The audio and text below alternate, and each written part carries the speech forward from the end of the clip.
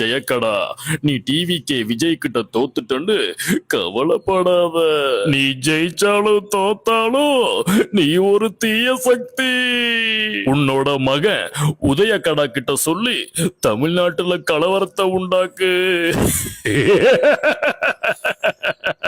இப்படியே போச்சுன்னா திமுகவும் அதிமுகவும் கூட்டணி அமைச்சுதான் விஜய் எதிர்க்கணும்.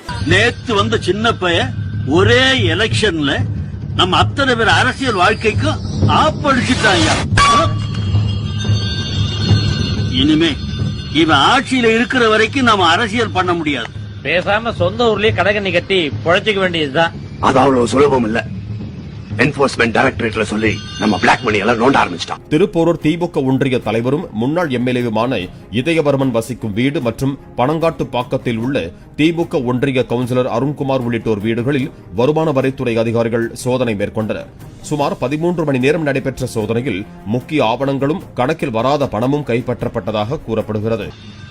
போன ஜென்மத்தில் பெருச்சாலியா இருந்திருப்பான் போல இருக்கு. பழைய ஃபைல் எல்லாம் நோண்டி மொத்தம் 800 சொச்சம் கேஸ் பதிவு பண்ணிருக்காயா. நம்மள கூடிய சீக்கிரம் உள்ள தள்ளாம விட மாட்டான். சீக்கிரம் சொல்லப்பா, ஐடியா இல்லாம ஒரே டென்ஷனா இருக்கு. அப்படியே ஏதாவது சொல்லு. திமுக ஆதரவுடன் ஆட்சி அமைக்க அதிமுக தீவிரம். எப்படி? நல்லா இருக்கு. நல்லா இருக்கியா? நல்லா இருக்கு. நல்லா தானே இருக்கியா? நல்லா இருக்கு. நீங்க ஒண்ணு கவனிச்சீங்களா? ஒட்டு மொத்தமா எல்லாருமா சேர்ந்து ஒருத்தனை எதிர்க்கிறாங்க. ஒட்டு மொத்தமா எல்லாருமா சேர்ந்து ஒரே கூட்டணியில இருக்கிறாங்க. பாருங்க மக்களே, இதுவரைக்கும் நடக்காதது நடக்க போகுது. பாஜக தவிர்த்து திமுக அதிமுக கூட்டணி இணைந்தால் பெரும்பான்மை கிடைக்கும். எப்படி விஜய் ஆட்சி அமைக்கிறதுக்கு இல்லாம இவங்க 2 பேரும் கூட்டணி சேர்ந்து ஆட்சி அமைக்கிறாங்களா?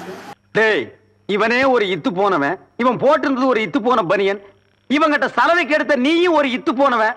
ஒட்டு மொத்தமா குளத்துக்குள்ள இறங்கி குளத்தை கெடுத்துறாதீங்கடா. போடா போடா. இவெல்லாம் யாரு தெரியுமாடா? நாம எல்லாம் கிரிக்கெட் விளையாட, ஸ்ட்ரீட் கிரிக்கெட் விளையாடும் போது அப்படி வந்து கெட்டிக்கிட்டு இருப்பான்டா. எனக்கு இன்னும் பண்ணவே இல்ல, எனக்கு நடக்காது. அதெல்லாம் பார்க்காமயே போயிடணும்னு பயமா இருக்கு. நடக்க வேண்டிய நேரத்தில் நடக்கும்ல. எப்ப நான் பாடல போனா அப்புறமா ஆனா நான் சேகர் பாபா ஒரு மாதிரி அண்டி பிழைக்கிற ஆண்டி இல்லைங்கண்ணா. என்ன ஆட்டம் ஆடினடா.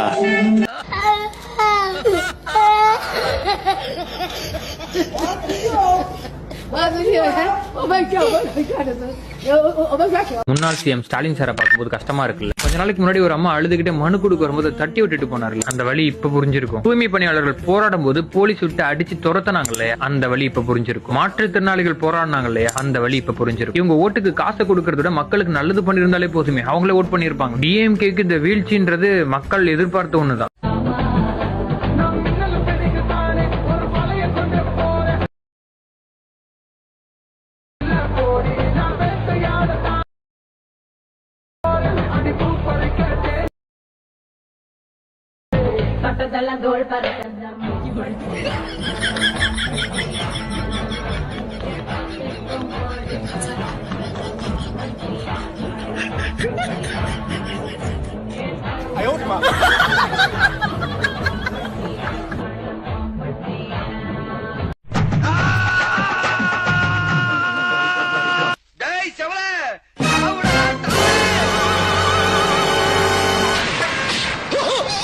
ஐயோ போச்சே.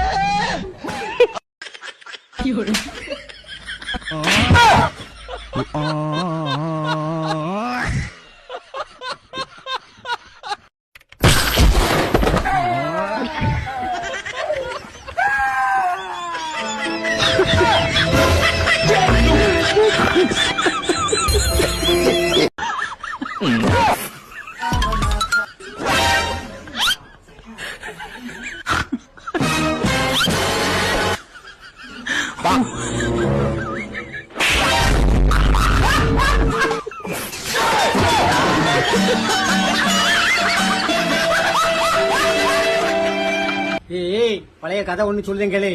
1967 விருதுநகர்ல கர்ம வீரர் காமராஜரை ஒரு மாணவன் தோக்கடித்தான்.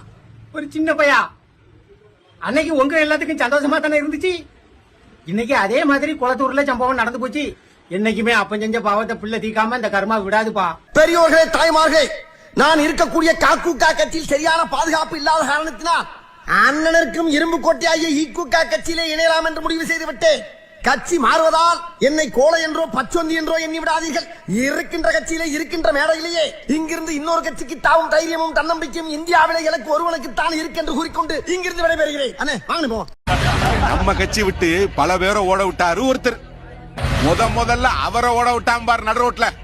ஏன் இளைய தளபதி பகவதி அதாயா ஹைலைட். எடுத்த நாள் முதல் இந்த நாள் வரை வண்டியை விடவில்லை. நான் செவனேந்தானா போய்க்கிருந்தேன். யாரு வம்பு தும்புக்காச்சும் போனனா? கௌரவம்னு என் கௌரவத்தையே ஆரம்பிச்சிட்டீங்களா? நல்ல ஓட்டு வாங்குவார் இல்லன்னு சொல்ல. ஆமா, அவர் நான் தான் ஆட்சியை பிடிப்பேன், நான் தான் ஆட்டையை போடுவேன். இதெல்லாம் நடக்கிற காரியமா? பிராக்டிகலா யோசிக்க வேண்டாமா? நம்ம கண்ணை மூடிட்டு உட்கார்ந்து உலகம் இருந்துச்சுன்னா உலகம் இருந்துருமா? இப்ப ஏடிஎம் கிடிஎம் தூங்க போயிருவாங்களா?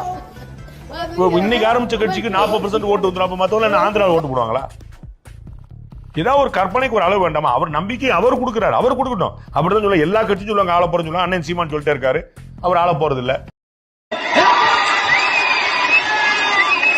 ஆள போன்னு சொல்லிட்டு அப்படிதான் சொல்லணும். அதுல ஒன்றும் குழப்பம் இல்ல. ஆனா உண்மை என்னன்னு பார்க்கணும். நீங்க ஒரு கேள்வியா வைக்கும் போது அதுல உண்மை இருக்கா, பிராக்டிகல் இருக்கா? மக்கள் அப்படி மனநிலை மாதிரி ஆஹா தமிழகத்தை காப்ப வந்து ஆபத் பாந்தவர் அநாத ரட்சகர் வாங்க சொல்ல ஓடி போறாங்களா? உனக்கெல்லாம் வெக்கமே இல்லையாடா? சோறு தானே திங்கிற. அப்புறம் நான் கேக்குறேன், மக்கள் எல்லாரும் உங்களுக்கு தற்குறிகளா? அதே மக்களோட ஓட்டு வாங்க போற நாம தற்குறிகள்னா அப்ப இவ்வளவு நாள் அதே மக்கள் கிட்ட இருந்தானே நீங்க ஓட்டு வாங்கிட்டு இருந்தீங்க. அப்ப நீங்க அந்த மக்களுக்கு நீங்க காட்டுற மரியாதையும் நன்றியும் இதுதானா? ஒண்ணு மட்டும் சொல்றேன், எழுதி வச்சுக்கோங்க. இந்த தற்குறின்னு சொல்றீங்கல்ல, இந்த தற்குறிகள்லாம் ஒன்னா சேர்ந்துதான் வாழ்நாள் பூரா விடையை கண்டுபிடிக்காத முடியாத அளவுக்கு உங்க அரசியலே ஒரு கேள்விக்குறியாக்க போறாங்க. இவங்க எல்லாரும் தமிழ்நாட்டு அரசியலோட ஆச்சரியக்குறி. இவங்க எல்லாரும் தமிழ்நாட்டு அரசியலோட அந்த மாற்றத்திற்கான அறிகுறி.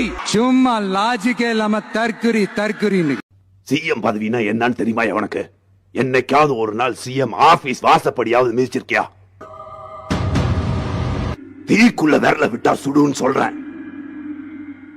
உனக்கு புரியல? ஒரு நாள் நீ சிஎம்மா இருந்து பார். சரிங்கய்யா, இது சாத்தியம்னா நான் தயார். ஒரு நாள் நான் உங்க பதவியில இருந்து பாக்குறேன். மக்களை முட்டாளா நினைக்கிற எவனுமே ஜெயிக்க முடியாது. இவங்களுக்கு என்ன, இவங்க 2000 கொடுத்தா ஓட்டு போட்டுருவாங்க. இவங்க கிளைமேக்ஸ்ல 5000 கொடுத்தா மறந்துட்டு போயிடுவாங்க இல்லீங்களா? அந்த காலம் தானே. நீ என்ன பண்ணாலும் மன்னிப்பாங்க. ஆனா பெண்களுக்கு எதிராக நீ இந்த அளவு கொடுமை பண்ணும்போது அதை யாரும் மன்னிக்க மாட்டாங்க, மறக்கவும் மாட்டாங்க. நீ மக்களோட முட்டாளா நினைக்கும் போது நீ தான் முட்டாளா. இப்ப கண்ணாடியில போய் பாரு, யாரு தற்குறி யார் கோமாளின்னு தெரியும் இல்லையா? மக்களா தற்குறி, மக்களை முட்டாளு. நீ யாரெல்லாம் முட்டாளு நினைச்சீங்களோ, யாரெல்லாம் முட்டாளுன்னு சொன்னீங்களோ, இன்னைக்கு அவன் தான் ராஜா. இப்ப நீ போய் கண்ணாடி பாரு, யாரா தற்குறி ஆகி உட்காந்துருக்கீங்க, யாரா கோமாளி ஆகி உட்காந்துருக்கீங்க. மக்களை முட்டாளா நினைக்கிற எல்லாருமே முட்டாளு. என்னைக்கு மக்கள் முட்டாளு? உண்மையான அம்மாவாசியே மக்கள் தான், அரசியல்வாதி இல்ல. அவன் இதே இருப்பாங்க, பண்ற எல்லாத்தையும் பார்த்துட்டே தான் இருப்பாங்க.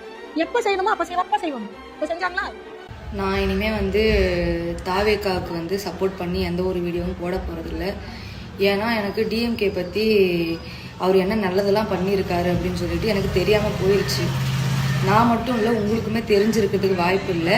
நான் ஒரு வீடியோ ஒன்று போடுறேன், அந்த வீடியோவை பாருங்க, உங்களுக்கே தெரியும். யாரும் தப்பா பேசாதீங்க. 50 ஆண்டுகளில் தமிழகத்தில் இல்லாத பல கோரங்கள் கடந்த 5 ஆண்டுகளில் நடந்திருக்கிறது. 70 ஆண்டுகால தமிழக வரலாற்றில் விவசாயிகள் மீது குண்டர் சட்டம் போடப்பட்டதில்லை. அது முதலில் நடந்தது ஸ்டாலின் ஆட்சியில்தான். 20 ஆண்டுகளாக தமிழகத்தில் கள்ளச்சாராய சாவே இல்லாமல் இருந்தது. அந்த ரெக்கார்டை உடைத்து 100 உயிர்களை பலி கொடுத்தது இந்த சாராய மாடல் ஆட்சிதான். ஸ்டாலின் தொடரட்டும்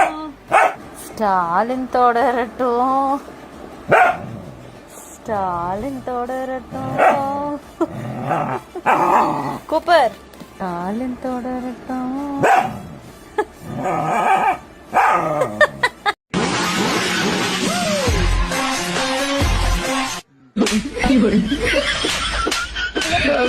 உங்க வீட்டு பிள்ளையா நினைச்சு எல்லாரும் என்னை மன்னிச்சிருக்கேன்.